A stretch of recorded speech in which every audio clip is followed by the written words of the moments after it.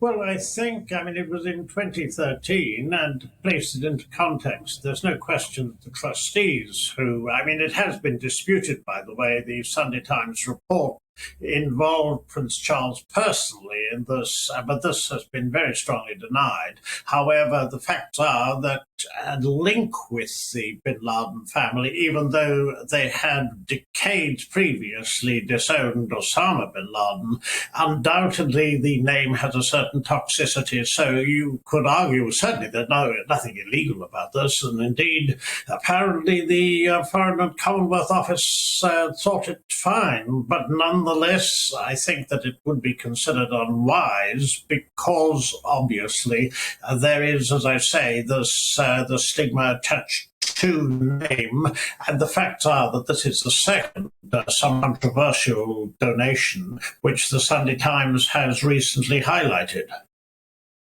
I read a Twitter post from our colleague here, Colin Brazier, who was a bit cynical about all of this, and he says there seems to be a lot of hit pieces against Prince Charles recently, and he thinks it's sort of a cynical attempt to discredit him because, of course, we know he will be the future king very soon.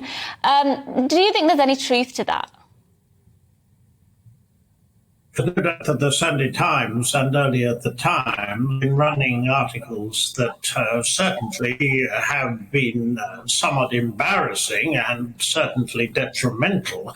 But there's no question also he spent a tremendously long time as Prince of Wales, as we all know. The more jobs he's taking over, such as the opening of Parliament or COP22 or Chogham from the Queen, the nearer, so to speak, he moves to the throne, the more those who feel that there are inadequacies in his performance will highlight them. There's no question that as someone whose charitable endeavours over the years has been absolutely extraordinary, we have to surely highlight that too and mention his trust has helped over 1 million young disadvantaged people, and also there's some nearly 20 charities he's withdrawn now from the day-to-day running of these done by trustees. The facts are, however, that the way, for example, some of this has been handled, the fact that large amounts of cash between 2011 and 2015 by the Qatari former Prime Minister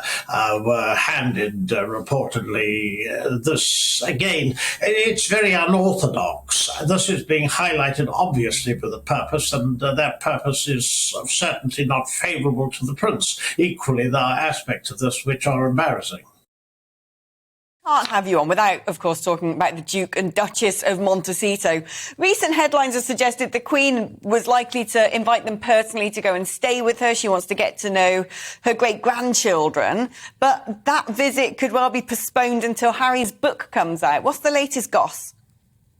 Well, the latest actually was embarrassing for a large number of sources that highlighted a report which said that the Queen had invited them and then had to countermand it with the fact that apparently no such invitation was issued to Balmoral. However, what I think is very significant and potentially destructive. We know now Harry's memoir is going to come out towards the end of this year. What that contains, I mean, it will affect the relation between the Sussexes and the royal family for a considerable period. As we know, there's a rift, and this potentially, I'm afraid, is pretty dangerous given the enormous number of things that could be said, and also given the difficulty of rebutting that which is, shall we say, their truth, the Sussexes' truth, which we saw a lot on Oprah, and the differences sometimes between that and the truth.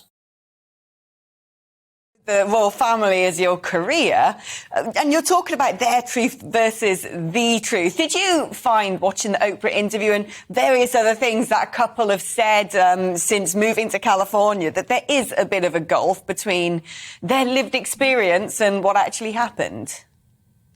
Well, I mean, there's no doubt, for example, they didn't marry twice. That's a fact. Also, Archie when Charles ascends to the throne, will get a title. That is a fact. Also, again, they expressed when they stepped back, only to step down, as were senior working members of the royal family, that they were doing so to make their own way financially. Now that was linked to security issues. Now, I mean, those are important to them. But the facts are that Oprah didn't press or push them on a single issue, and she most emphatically should have, because, again, it's impossible to rebut an interview like that. What you need is some form of healing the rift, at least to the point where both the Sussexes and the royal family have an agreement that the one will not, so to speak, adversely attack or injure the other. I mean, this did damage in America and in the Commonwealth. On the other hand, Harry and Meghan's popularity in Britain is at an all-time low currently, but I don't think that greatly concerns them. There's, of course, Harry's case against the Home Office regarding security. It's a difficult time for the royal family, but this memoir potentially could be very, very difficult for them.